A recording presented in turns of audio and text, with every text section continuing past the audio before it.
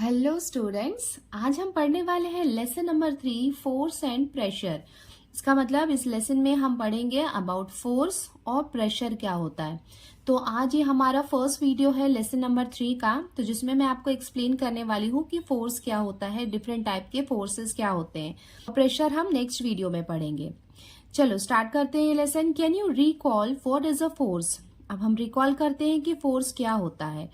A stationary object on which no force is acting remains stationary। इसका मतलब है कि अगर कोई ऑब्जेक्ट स्टेशनरी फेज में है, फॉर एग्जाम्पल हमने ये शार्पनर लिया, तो ये अगर स्टेशनरी फेज में है मतलब इसमें कोई मूवमेंट नहीं हो रहा है, तो ये एज इट इज रहेगा जब तक कि इसमें कोई एक्सटर्नल फोर्स अप्लाई ना किया जाए। तो वो जैसा है वो वैसा ही रहेगा, अपने स्टेशनरी फेज में ही रहेगा। An object in motion continues to move with the same speed and direction when no force is acting on the object। और अगर कोई ऑब्जेक्ट मूव कर रहा है तो वो मूव करता ही रहेगा उसी सेम स्पीड से और सेम डायरेक्शन में, जब तक कि उसमें कोई एक्सटर्नल फोर्स अप्लाई करके उसे रोका ना जाए। This is Newton's first law of motion. तो ये क्या है? न्यूटन का फर्स्ट लॉ ऑफ मोशन है। तो आगे सबको समझ में Newton's first law of motion कि अगर कोई ऑब्जेक्ट स्टेशनरी फेज में है, रुका हुआ है, तो वो रुका हुआ ही रहेगा जब तक कि उसमें कोई एक्सटर्नल फोर्स ना लगाया जाए। अगर कोई ऑब्जेक्ट मूव कर रहा है तो वो सेम स्पीड और सेम डायरेक्शन में कंटिन्यूअसली मूव करता रहेगा जब तक कि उसमें कोई एक्सटर्नल फोर्स ना लगाया जाए। Observe the picture figure 3.1 and 3.2। देखो यहाँ पे 3.1 में कुछ वेरियस एक्शंस दिख रहे हैं, जैसे कि एक पर्सन है, ये कार को पुश कर रहा है, और ये एक बॉय है जो डॉग को अपने साइड पुल कर रहा है। यहाँ पे एक बॉय है जो किक कर रहा है फुटबॉल को। आओ फिगर 3.2 में हमें क्या दिया हुआ है? ये मैग्नेट दिया हुआ है जो यहाँ पे कुछ पिंस हैं उनको अट्रैक्ट कर रहा है, और यहाँ पे कोम है जो पीसेस ऑफ पेपर को अट्रैक्ट कर रहा है, और यहाँ पे एक कोकोनट है जो ग्राउंड में फॉल हो रहा है। अब हम देखते हैं कि contact and non contact forces क्या होते हैं। जैसे कि आप देख सकते हैं कि ये नाम से ही हमें क्लियर हो रहा है कि यहाँ पे कौन सा फोर्सेस है। कांटेक्ट फोर्सेस का मतलब है कि जब हम ऑब्जेक्ट के साथ डायरेक्ट कांटेक्ट में आते हैं और उसके कारण फोर्स अप्लाई हो रहा है, तो उसे हम कहते हैं contact force.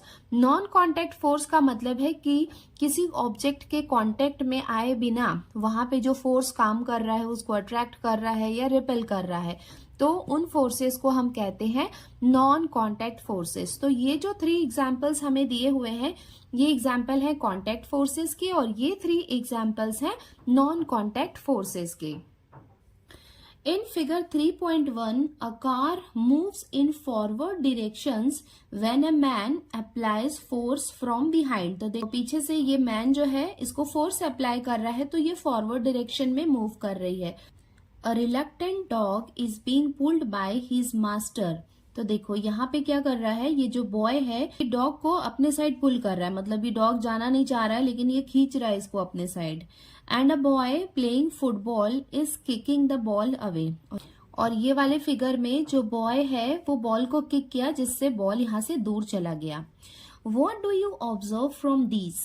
A force act on two bodies through an interaction between them। तो यहाँ पे हम 2 बॉडीज का एग्जाम्पल्स ले रहे हैं। तो 1 बॉडी हो गई कार और दूसरी बॉडी हो गई है ह्यूमन बींग, जो यहाँ पे मस्कुलर फोर्स अप्लाई कर रहा है। तो इनके बीच में डायरेक्ट कांटेक्ट है। यहाँ पे भी आप देख सकते हैं कि यहाँ पे डायरेक्ट कांटेक्ट है, और यहाँ पे भी दोनों बॉडीज के बीच में डायरेक्ट कांटेक्ट है। तो ये एग्जाम्पल्स हो जाएंगे कांटेक्ट फोर्सेस के। As seen in figure 3.2। देखो 3.2 का जो फिगर है, iron nails get attracted to the pole of a magnet due to magnetic force. तो मैग्नेटिक फोर्स के कारण जो आयरन नेल्स हैं वो अट्रैक्ट हो रहे हैं मैग्नेटिक पोल के साइड में। A coconut is falling from the coconut tree. यहाँ पे आपको दिख रहा है कि कोकोनट ट्री से कोकोनट फॉल हो रहा है। Objects are attracted to the earth due to the force of gravity. आपको सभी को पता है कि ग्राउंड में ग्रेविटेशनल फोर्स होता है, तो ग्रेविटेशनल फोर्स के कारण ये कोकोनट जो है वो ग्राउंड में फॉल हो रहा है। When a comb gets rubbed against hair, small pieces of paper kept on a table get attracted to the comb. comb को जब रब करते हैं हेयर में तो वो स्मॉल पीसेस को अट्रैक्ट करने लग जाता है. The comb has an electrostatic charge and there is an induced opposite charge on the pieces of a paper and the pieces stick to the comb. तो जब हम क्या करते हैं, इसको अपने हेयर में रब करते हैं तो इसमें इलेक्ट्रोस्टैटिक चार्ज डेवलप हो जाते हैं और इसका ऑपोजिट चार्जेस होते हैं इन पीसेस ऑफ पेपर में. यहाँ पे इलेक्ट्रोस्टैटिक फोर्स जो है वो भी क्या है, यहाँ इनके बीच में डायरेक्ट कॉन्टेक्ट नहीं हो रहा है बट यहाँ पे इलेक्ट्रोस्टैटिक फोर्स काम कर रहा है जो कि क्या हो जाएगा, एग्जाम्पल हो जाएगा नॉन कॉन्टैक्ट फोर्सेस का. In figure 3.1, a force is seen to act through a direct contact of the objects or via one more objects. Such a force is called contact forces. मतलब 3.1 में हमने देखा कि direct two bodies के बीच में contact हो रहा है तो वो एग्जांपल्स हो जाएंगे कांटेक्ट फोर्सेस के. In figure 3.2, a force is applied between two objects even if the two objects are not in contact. तो फिगर 3.2 में जितने भी हमने एग्जाम्पल्स देखे यहाँ पे टू ऑब्जेक्ट्स के बीच में डायरेक्ट कांटेक्ट नहीं हो रहा है बट फिर भी वहां पे फोर्स वर्क कर रहा है. ऐसे फोर्सेस को हम कहेंगे non contact forces. Muscular force is an example of contact force and is applied to objects with the help of our muscles. तो ये आपको याद रखना है कि मस्क्यूलर फोर्स जो है वो किसका एग्जाम्पल हो जाएगा, कॉन्टैक्ट फोर्स का हो जाएगा जिसमें हम मसल्स की हेल्प से फोर्स अप्लाई कर रहे हैं. It is applied in several cases such as lifting, pushing, pulling. मतलब जब हम किसी चीज को उठा रहे हैं या पुश करते हैं या पुल करते हैं तो वहां पे हम मस्क्यूलर फोर्स अप्लाई करते हैं. On the contrary, forces like magnetic force, gravitational force, electrostatic force act without contact. Therefore, these contacts are the examples of non-contact force. तो ये आपको याद रखना है, मैग्नेटिक फोर्स, ग्रेविटेशनल फोर्स और इलेक्ट्रोस्टैटिक फोर्स जो है वो एग्जाम्पल हैं नॉन कॉन्टैक्ट फोर्सेस का. When a ball is kept on a table and pushed a little, it moves ahead and gets slow and stop. मतलब अगर किसी टेबल में एक बॉल रखी हुई है और हम उसे थोड़ा सा पुश करते हैं तो वो थोड़ा सा मूव करेगी आगे, उसके बाद वो स्टॉप हो जाती है. A car running on a plain road travels some distance and stops after the engine is switched off. मतलब अगर कोई कार है, अगर वो किसी डिस्टेंस में जा रही है तो जैसे ही इंजन को बंद किया जाता है, स्विच ऑफ किया जाता है तो वो थोड़ी सी स्पीड में आगे बढ़ेगी, उसके बाद वो स्टॉप हो जाती है. This is because of the force of friction between the ground surface and the object in motion. तो यहाँ पे भी एक फोर्स काम कर रहा है. कौन सा फोर्स काम कर रहा है, फोर्स ऑफ फ्रिक्शन. तो फोर्स ऑफ फ्रिक्शन किसके बीच में काम कर रहा है, ग्राउंड सरफेस के बीच में और ऑब्जेक्ट इन मोशन. मतलब अगर एक हम कार का एग्जांपल ले रहे हैं तो कार अगर मूव कर रही है तो कार अगर क्या हो गई, ऑब्जेक्ट इन मोशन हो गया, ठीक है, मोशन करने वाला एक ऑब्जेक्ट हो गया और ग्राउंड है तो उसके टायर और ग्राउंड के बीच में फोर्स ऑफ फ्रिक्शन काम कर रहा है जो उसको रोकने की कोशिश कर रहा है. In the absence of frictional force the object would have remained in motion. तो अगर फ्रिक्शनल फोर्स, जैसे फ्रिक्शनल फोर्स मतलब यही फोर्स ऑफ फ्रिक्शन हम जिनकी बात कर रहे हैं, अगर वो ना रहे तो ऑब्जेक्ट कंटिन्यूअसली मोशन करता रहेगा, वो कंटिन्यूअसली चलता रहेगा. मतलब फोर्स ऑफ फ्रिक्शन के कारण ही कोई चीज आगे बढ़ते बढ़ते वहां पे रुक जाती है क्योंकि ग्राउंड के बीच में और जो ऑब्जेक्ट मोशन में है उनके बीच में फ्रिक्शनल फोर्स काम करता है. Frictional force is very useful in daily life. तो ये फोर्स हमारे लिए डेली लाइफ में बहुत ज्यादा यूजफुल है. While walking, we push the ground behind with our feet. In the absence of friction, we will slip and will not be able to walk. तो जो हम वॉक कर पा रहे हैं वो किसके कारण कर पा रहे हैं, फोर्स ऑफ फ्रिक्शन के कारण. अगर फ्रिक्शन ना हो तो हम वॉक नहीं कर पाएंगे, हम स्लिप हो जाएंगे. All the objects in motions have a frictional force acting on them, which is acting in the direction opposite to the direction of motion. मतलब जितने भी ऑब्जेक्ट मोशन में है, जो चल रहे हैं, आगे बढ़ रहे हैं, उन सब में फ्रिक्शनल फोर्स काम करता है. और फ्रिक्शनल फोर्स किस डायरेक्शन में काम करता है? ऑपोजिट डायरेक्शन में काम करता है.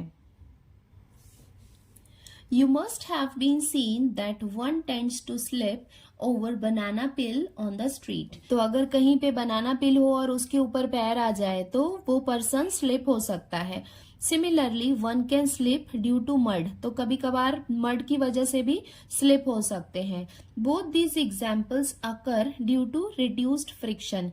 तो ये दोनों क्या कर रहे हैं? फ्रिक्शन को रिड्यूस कर देते हैं. रिड्यूस का मतलब कम कर देते हैं, जिसके कारण पर्सन वहां पे स्लिप हो सकता है. Make a list of some more examples in which contact and non-contact forces are applied. Write the types of force.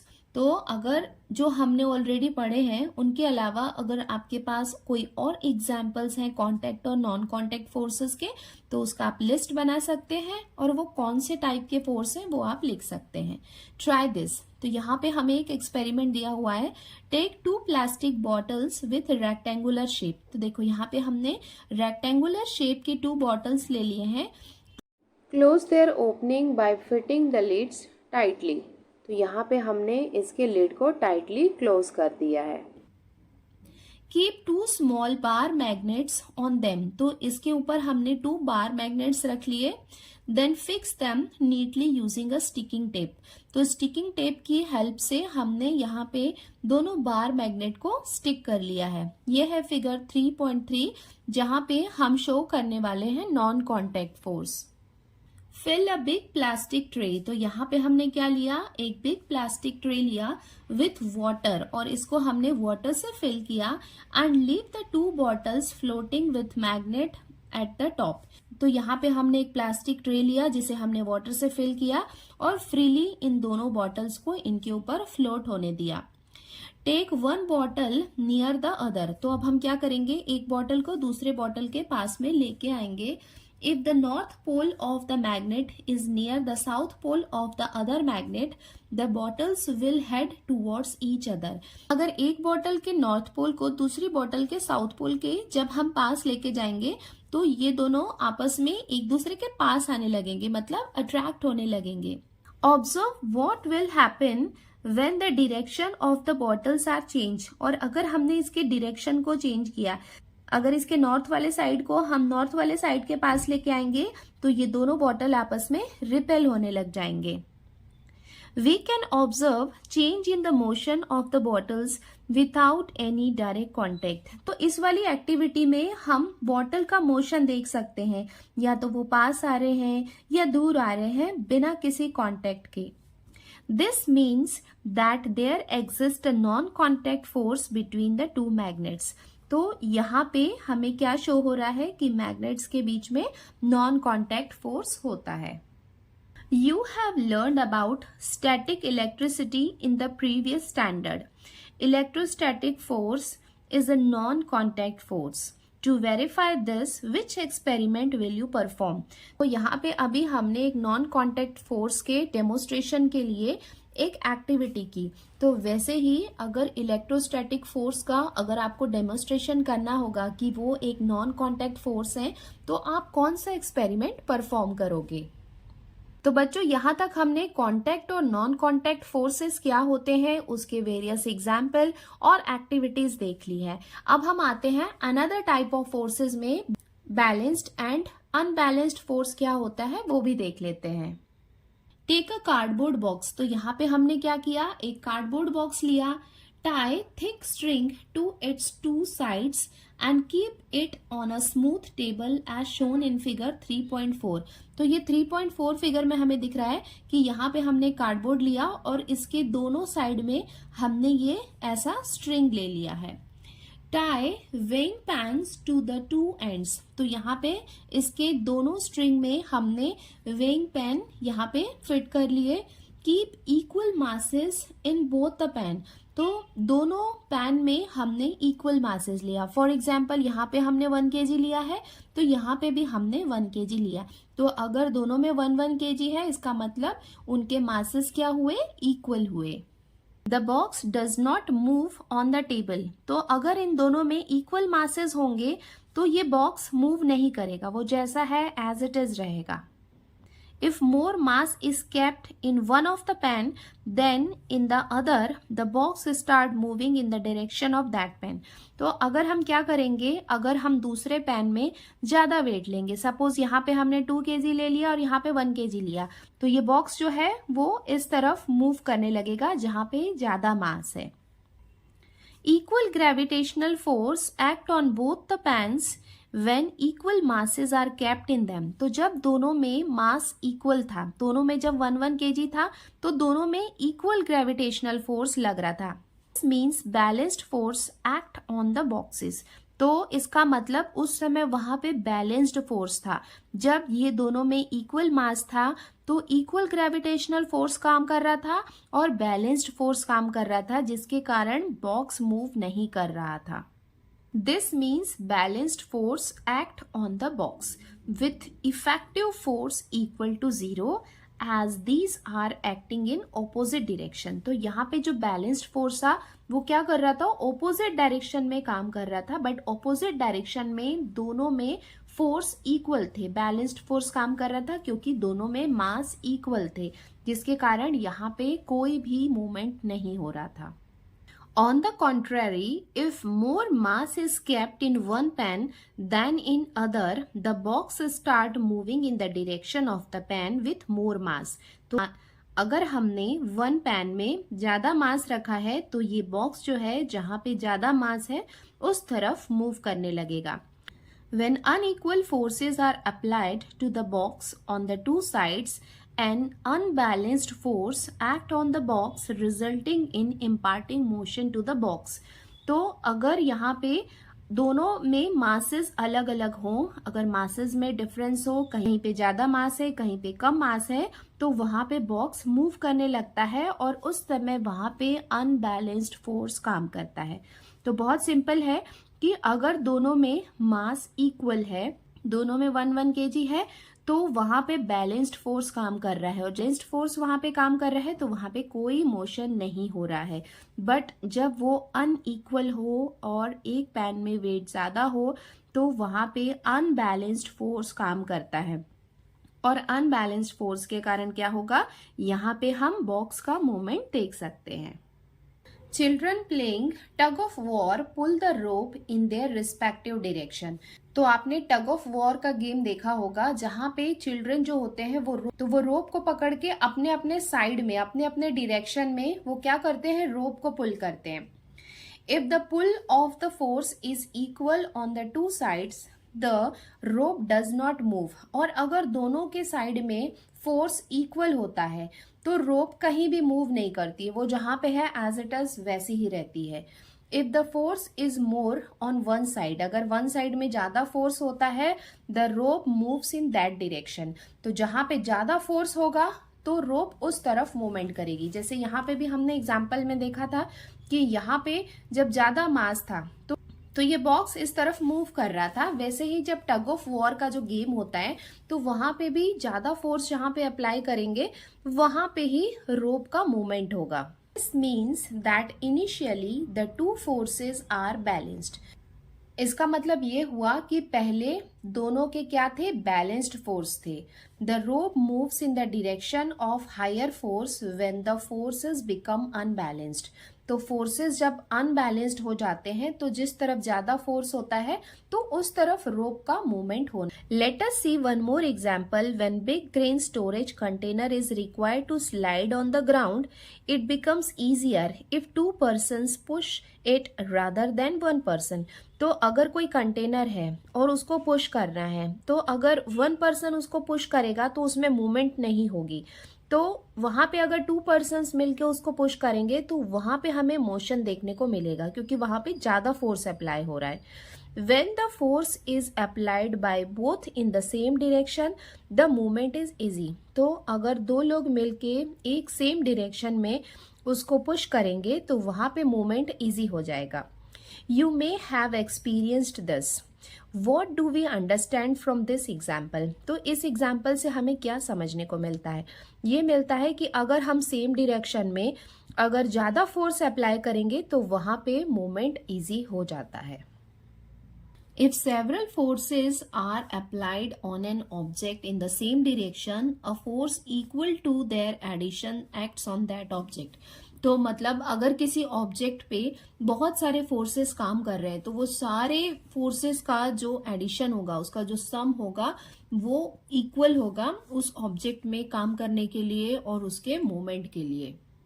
If two forces are applied on one object in directions opposite to each other, a force equal to their difference act on the object. तो अगर किसी object में to different directions में कोई force apply कर रहा है तो उन दोनों फोर्स का जो डिफरेंस होगा, उसको जो उसका सब्ट्रैक्शन होगा, वो उस ऑब्जेक्ट में काम करेगा. A force is expressed in magnitude and directions. तो फोर्स को हम कैसे एक्सप्रेस करते हैं? मैग्नीट्यूड और डायरेक्शंस के थ्रू एक्सप्रेस करते हैं. Force is a vector quantity. और फोर्स क्या होता है? एक वेक्टर क्वांटिटी होता है. वेक्टर का मतलब डायरेक्शन से रिलेटेड है. अगर वहां पे डायरेक्शन भी है तो उसे हम कहते हैं vector quantity. When a force is applied on a stationary object, it moves.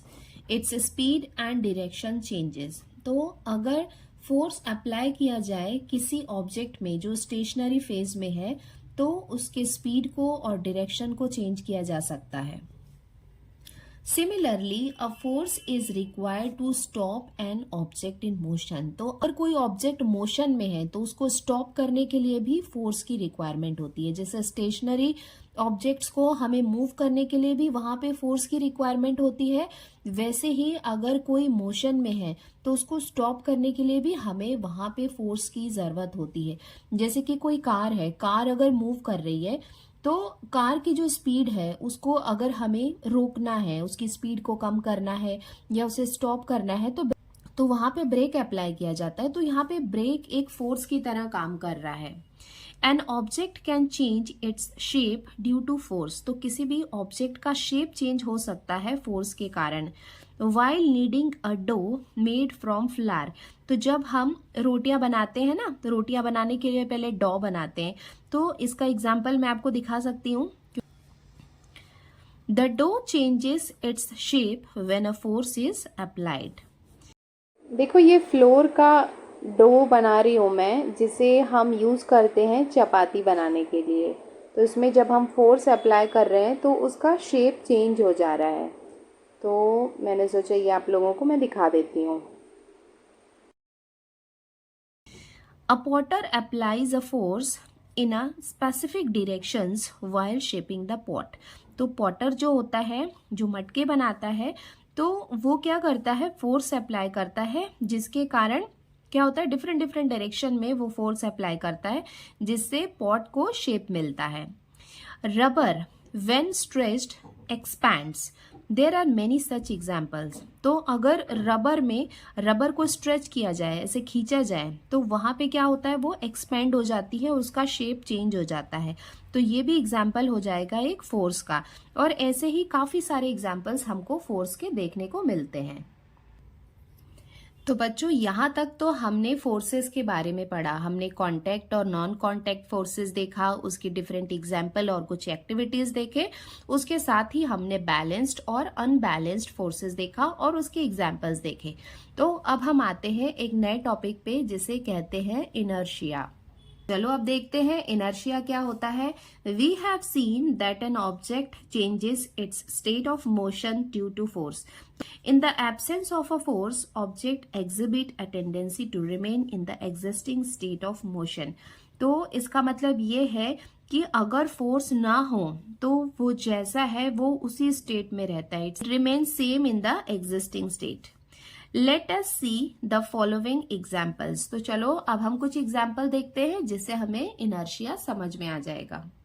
तो यहाँ पे एक एक्टिविटी दी हुई है. Take a post card and keep it on a glass. तो हमने क्या किया, एक ग्लास लिया और उस ग्लास के ऊपर एक पोस्ट कार्ड रख दिया। Keep a 5 rupee coin on it. तो सबसे पहले हमने ग्लास लिया, ग्लास के ऊपर पोस्ट कार्ड रखा और पोस्ट कार्ड के ऊपर 5 रुपी का कॉइन रखा। Now skilfully push the card. उसके बाद हम ऐसे कार्ड को पकड़ेंगे और स्किलफुली मतलब बहुत जल्दी उसको अचानक से खींचेंगे। The coin straight away falls in the glass. तो हम उसको स्किलफुली अगर एकदम से अचानक से कार्ड को खींचेंगे तो जो कॉइन उसके ऊपर रखा है वो उसके साथ मूव करता हुआ बाहर नहीं जाएगा, वो ग्लास के अंदर गिर जाएगा। Have you ever done this? क्या आपने ऐसा ट्राई किया है? नहीं किया है तो आप इसको अभी ट्राई कर सकते हैं। Hang a half a KG mass from a stand with a string. तो हमने क्या किया, एक स्ट्रिंग लिया, ठीक है, एक धागा लिया और वहां पे हाफ केजी को ऐसा यहाँ पे टाई किया। Tie another string to the mass and keep it hanging. तो सबसे पहले हमने क्या किया, एक ऐसा धागा लिया, ठीक है, ये देखो यहाँ पे समझ सकते हैं, जैसे यहाँ पे हमने सबसे पहले एक स्ट्रिंग लिया, वहां पे हमने एक वेट लिया हाफ केजी का, हाफ केजी का वेट लिया। उसके बाद वापस से यहाँ पे हमने एक स्ट्रिंग ले लिया। Now pull the string two with a jerk. String two को पकड़ के ऐसे जर्क में अचानक से खींचेंगे। The string two breaks but the mass does not fall. तो इसको हम झटके के साथ, जर्क के साथ, जब ये है स्ट्रिंग टू और ये है स्ट्रिंग वन, तो इसको हम झटके के साथ खींचेंगे तो ये टूट जाएगा लेकिन उसमें मास को कोई अफेक्ट नहीं होगा। Now pull the string two slowly. अगर हम स्ट्रिंग टू को पकड़ के बहुत slowly slowly slowly slowly move करेंगे, the string one breaks and the mass fall down. तो अगर हम इसको धीरे धीरे धीरे खींचते रहेंगे लगातार, तो स्ट्रिंग वन जो है वो टूट जाएगा और मास जो है, ये वेट जो है वो नीचे गिर जाएगा। This is because of the tension develop in string two due to the mass. ये किसके कारण हुआ? क्योंकि स्ट्रिंग टू में टेंशन डेवलप हुआ। किसके कारण डेवलप हुआ? मास के कारण। तो ये दोनों एक्टिविटी से हमें क्या समझ में आता है? अब हम देखते हैं कि इनर्शिया क्या होता है। Always remember, the tendency of an object to remain in its existing state is called its inertia. Inertia का मतलब है ऑब्जेक्ट की वो टेंडेंसी जिसमें वो अपने एग्जिस्टिंग स्टेट में ही रहना चाहती है। मतलब कोई ऑब्जेक्ट है, उसका जो एग्जिस्टिंग स्टेट है, जो उसका स्टेट है, वो हमेशा उसमें ही रहना चाहती है। The tendency of an object to remain in its existing state is called its inertia. तो वो उस ऑब्जेक्ट का इनर्शिया होता है। जिस स्टेट में है उसी स्टेट में रहने की उसकी टेंडेंसी को हम कहते हैं inertia. This is why an object in stationary state remains in the same state and an object in motion remain in the state of motion in the absence of an external force. इसके तो ये Newton's first law of motion है जिसे हम law of inertia भी कहते हैं। तो ये हमने देख लिया कि इनर्शिया क्या है। अब हम देखते हैं कि types of inertia. Inertia important है बच्चों। Types of inertia. Inertia of the state of rest. An object in the state of rest can not change its state of rest due to its inherent property. This property is called the inertia of the state of rest. इसका मतलब ये है कि कोई object अगर state of rest में है तो वो कभी भी अपने स्टेट को चेंज नहीं करता है। वो जैसा है, जिस स्टेट में है वो वैसा ही रहता है, because of its inherent property. ये इसकी इनहेरिटेंट इनबिल्ड प्रॉपर्टी है। स्टेट ऑफ रेस्ट का मतलब है कि अगर कोई ऑब्जेक्ट स्टेशनरी फेज में है तो वो स्टेशनरी फेज में एज इट इज वैसा ही रहेगा, उसमें कोई भी मोशन नहीं होगा जब तक उसमें कोई एक्सटर्नल फोर्स अप्लाई ना किया जाए। सेकेंड है इनर्शिया ऑफ मोशन। मतलब मोशन का मतलब है कि अगर कोई ऑब्जेक्ट अगर मोशन में है तो वो कंटिन्यूअसली मूव करता ही रहेगा जब तक उसमें कोई एक्सटर्नल फोर्स काम ना करे। The inherent property of an object due to which its state of motion can not change is called its inertia of motion. इसका मतलब है कि अगर कोई स्टेट ऑफ मोशन में है, मतलब मूविंग कंडीशन में है, तो वो कंटिन्यूअसली मूव करता ही रहेगा। ये भी क्या है, इसकी इनहेरिटेंट इनबिल्ट प्रॉपर्टी है। इसका एक एग्जाम्पल दिया है कि रिवॉल्विंग इलेक्ट्रिक फैन। रिवॉल्विंग मतलब अगर कोई इलेक्ट्रिक फैन है वो गोल गोल गोल गोल घूम रहा है, रिवॉल्व करना मतलब गोल घूम रहा है, तो अगर आप देखेंगे कि लाइट भी जब चली जाती है, इलेक्ट्रिसिटी चली जाती है, तब भी वो थोड़े टाइम के लिए रिवॉल्व करता रहता है। Passengers sitting in the running bus get a jerk in the forward direction if the bus suddenly stop। तो क्या होता है कि अगर बस में कोई पैसेंजर्स बैठे हुए हैं और अचानक वहां पे क्या लगे, ब्रेक लगे और वो बस जो है वो स्टॉप हो जाती है, तो जो पैसेंजर्स होते हैं वो आगे के साइड उन्हें जर्क लगता है। इसका रीज़न ये है कि बस और बॉडी दोनों मोशन की कंडीशन में होती है, बट जैसे ही सडनली बस स्टॉप होती है तो बस में ब्रेक लगता है, तो बस तो रुक जाता है, बट हमारी बॉडी उसके लिए रेडी नहीं होती है और सामने के साइड में वो जर्क फील करती है। ये एग्जाम्पल है इनर्शिया ऑफ मोशन का। तो ये हो गया इनर्शिया ऑफ मोशन। अब हम आते हैं डायरेक्शनल इनर्शिया। डायरेक्शनल मतलब वो डायरेक्शन से रिलेटेड है। The inherent property of an object due to which the object cannot change the direction of its motion is called directional inertia। इसका मतलब ये है कि अगर कोई ऑब्जेक्ट है तो वो जिस डायरेक्शन में है वो उसी डायरेक्शन में कंटिन्यूअसली मूव करती रहेगी जब तक कि उसमें कोई एक्सटर्नल फोर्स अप्लाई करके उसके डायरेक्शन को चेंज ना करे। For example, if a vehicle in motion along a straight line suddenly turns, the passengers sitting in it are thrown opposite to the direction of turning। तो ये जो है ये एग्जाम्पल हो जाएगा डायरेक्शनल इनर्शिया का।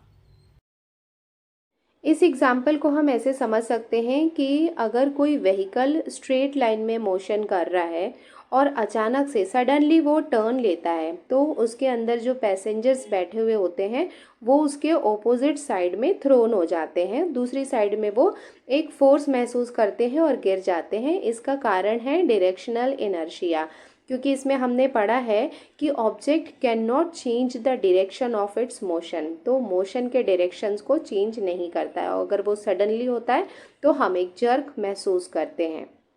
तो इस वीडियो में हमने डिफरेंट टाइप के फोर्सेस देखे, इनर्शिया देखा और टाइप्स ऑफ इनर्शिया क्या होता है विथ एग्जांपल्स हमने पढ़ा। अब नेक्स्ट वीडियो में हम पढ़ने वाले हैं कि प्रेशर क्या होता है पार्ट 2 में। तो जल्दी मिलते हैं नेक्स्ट वीडियो में।